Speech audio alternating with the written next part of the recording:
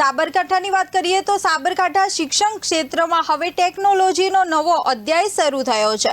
Digital ઇન્ડિયાના યુગમાં શિક્ષણ વ્યવસ્થા પણ હવે હાઈટેક બની રહી છે। ઈડરની આર્ટ્સ એન્ડ કોમર્સ કોલેજ વર્ષો જૂની આગળ પર હાજરી પૂરવાની પદ્ધતિને અલવિદા કહીને એઆઈ આધારિત ફિઝિક્સ એટેન્ડન્સ સિસ્ટમ શરૂ કરી છે। હવે કોલેજમાં વિદ્યાર્થીઓને હાજરી ચોપડા કે રજિસ્ટરમાં પેનથી નહીં પરંતુ આર્ટિફિશિયલ ઇન્ટેલિજન્સ આધારિત સિસ્ટમથી ડિજિટલી નોંધાઈ રહી છે। વિદ્યાર્થીઓ કોલેજ પરિસરમાં પ્રવેશ કરે છે ત્યારે તેમની હાજરીની પ્રક્રિયા ટેકનોલોજી આધારિત બની જાય છે। આ સિસ્ટમના કારણે હાજરી લેવામાં લાગતો સમય બચી રહ્યો છે અને સમગ્ર પ્રક્રિયામાં ટ્રાન્સપરન્સી વધારવામાં મદદ મળી રહી છે। એટલું જ નહીં, વિદ્યાર્થીઓ કોલેજ આવ્યા છે કે નહીં તેની માહિતી વાલીઓ પણ ઘરે બેઠા મેળવી શકે છે।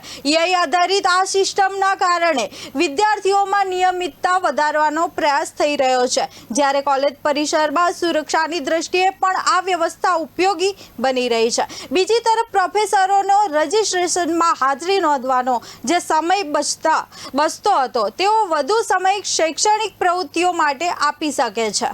વર્ષ પહેલાં એઆઈ એટેન્ડન્સ નહોતું, જેના કારણે સ્ટુડન્ટ ઘરેથી નીકળે તો વાલીને કંઈ નીકળે તો બહાના કાઢતું એન્ડ બંક મારી લેતું, જેના કારણે પ્રોફેસરને બી જાણ નથી રહેતી એન્ડ વાલીને પણ જાણ રહેતી નથી। પરંતુ હવે એઆઈ એટેન્ડન્સ આવી જવાના કારણે સ્ટુડન્ટ જેવું ઘરેથી નીકળે છે અને કોલેજમાં કયા ટાઈમે આવે છે તેની જાણ પ્રોફેસરને બી રહે છે એન્ડ વાલીને પણ રહે છે, જેના કારણે કોઈ સ્ટુડન્ટ બંક પણ મારી શકતું નથી એન્ડ કંઈ બહાના પણ કાઢી શકતું। જ્યારે શિક્ષણની બાબત હોય ત્યારે વિદ્યાર્થીની હાજરી એ મહત્ત્વની બાબત હોય। વર્તમાન સમયથી આપણે સૌ પરિચિત છીએ।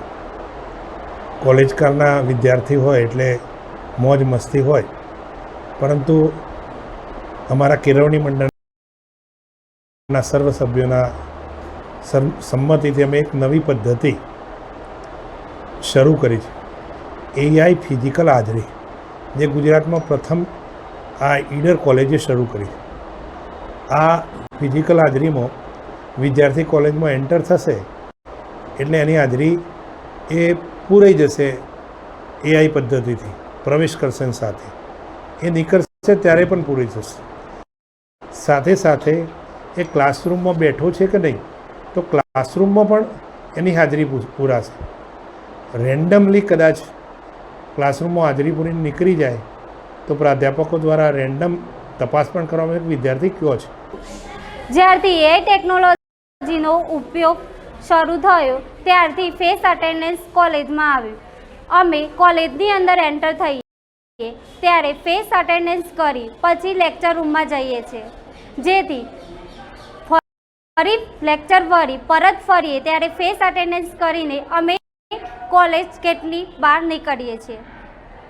એઆઈ પદ્ધતિથી અમને અને વાલીઓ તથા પ્રોફેસરને પણ ખબર પડે કે વિદ્યાર્થીઓ નિયમિત કોલેજ આવે છે કે નહીં, નિયમિત લેક્ચર અટેન્ડ કરે છે કે નહીં, જેથી જે વિદ્યાર્થીઓ કોલેજની અંદર નિયમિત લેક્ચર અટેન્ડ નહોતા કરતા એ લોકો પણ હવે ફેસ અટેન્ડન્સના માધ્યમથી રેગ્યુલર ફેસ અટેન્ડન્સ કરી કોલેજના લેક્ચર અટેન્ડ કરે છે। એન્ડ બીસીએ કોલેજ સંલગ્ન અને આર્ટ્સ એન્ડ કોમર્સ કોલેજ કેમ્પસની અંદર આ એઆઈ ફેસ જ્યારે ઇમ્પ્લિમેન્ટ કરવામાં આવ્યું છે ત્યારે આ પગલું ખૂબ જ આવકારદાયક છે। કેમ આજે આ ટેકનોલોજીના યુગના દરેક વિદ્યાર્થીઓ અને ફેકલ્ટી માટે આ એઆઈ ફેસનો ઉપયોગ કર્યો છે, તેથી કોઈ પણ વિધાઉટ પેપર એટલે કે કાગળની જરૂર પડતી નથી। દરેક વિદ્યાર્થીઓ અહીંયા ફેસ ઇન અને આઉટને આપે છે, તે ખૂબ જ આ સંસ્થા અને કોલેજ માટે ફાયદાદારક છે।